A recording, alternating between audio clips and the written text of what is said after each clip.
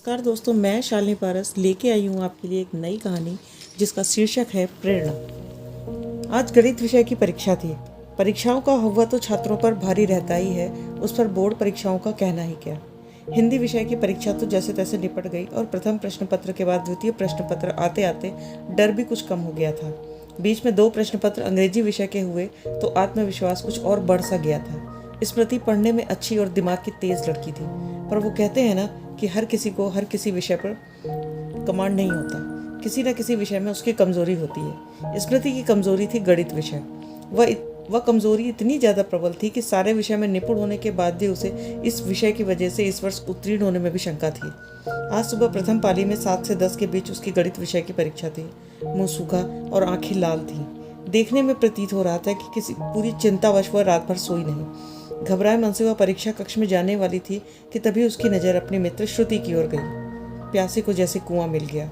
वह भागकर उसके पास आई और हाथ जो उसका पकड़कर रोने लगी। वह बार बार एक ही बात दोहरा रही थी, आज मुझे किसी तरह बचा लो श्रुति, कुछ भी नहीं आता मुझे। अगर मैं फेल हो गई तो? नहीं नहीं, मैं जीवित नहीं रहूंगी, मैं फेल नहीं होना चाहती। श्रुति ने किसी तरह उसे सांत्वना दी और उसका आत्मविश्वास जगाने की कोशिश की। स्मृति लगातार रोए जा रही थी और बोले जा रही थी, मैं फेल नहीं होना चाहती, मैं इतना अपमान नहीं झेल पाऊंगी। परीक्षा शुरू होने में अभी 15 मिनट शेष थे।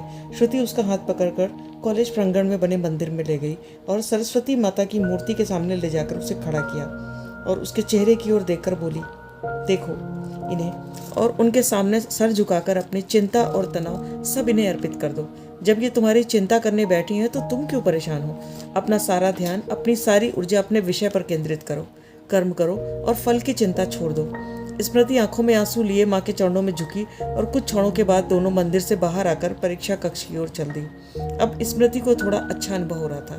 श्रुति की ओर देखकर उसने कहा, मैं निराश हो जाती हूँ, परंतु यदि कोई मुझे प्रेरित करता है तो मेरा आत्मविश्वास वापस आ जाता है। श्रुति ने स्मृति को अपनी ओर देखा और जोर से उसका हाथ पकड़कर बोली, तुम किसी और की प्रेरणा की मोहताज क्यों हो? सक्षम हो, सबल हो, अपना आत्मविश्वास कसकर पकड़ कर रखो, सफलता तुम्हारे कदम चूमेगी।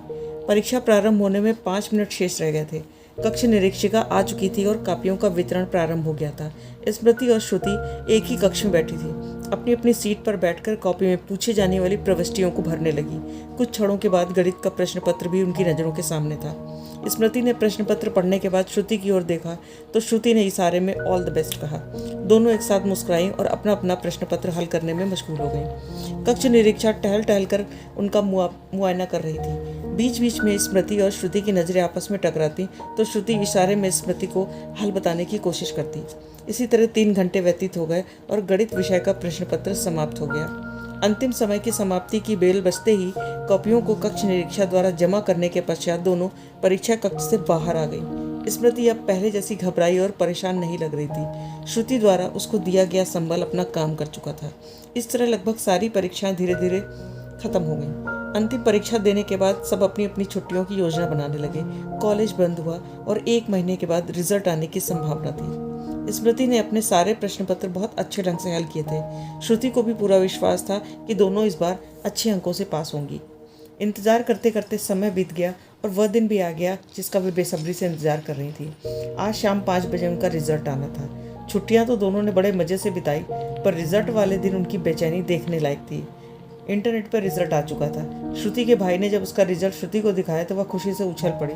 श्रुति और स्मृति दोनों अपनी हाई स्कूल की परीक्षा बहुत अच्छे अंकों के साथ प्रथम श्रेणी में उत्तीर्ण हुई थी। स्मृति ने गणित में केवल 50% अंक ही हासिल किए थे, मगर अन्य विषयों में उसकी उपलब्धि 85 से 90% तक थी।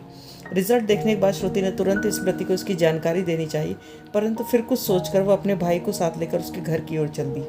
हाथ में मिठाई का डब्बा लिए श्रुति स्मृति के घर पहुंची और उसे देखकर खुशी के मारे अपने गले लगा लिया।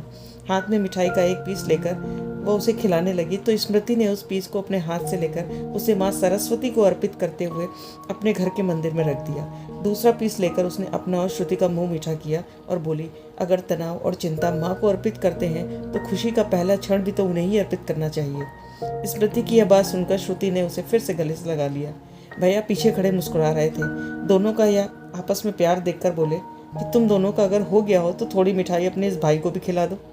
दोनों इस बात पर जोर से हंसी और अपने हाथों में एक एक मिठाई का पीस लेकर भैया को खिलाने के लिए उसकी ओर दौड़ी।